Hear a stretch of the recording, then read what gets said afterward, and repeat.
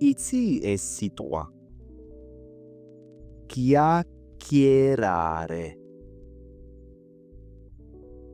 რთულია ხო ამ სიტყვის გამოთქმა?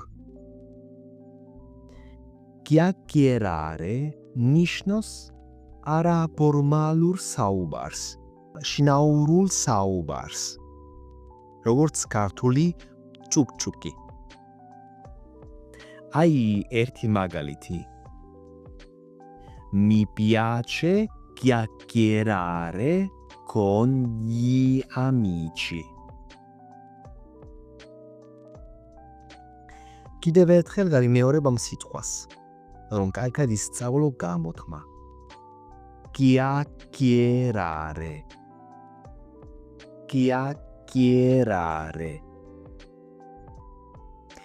ახლა დაწერე კომენტარებში წინადადება ამ სიტყვით.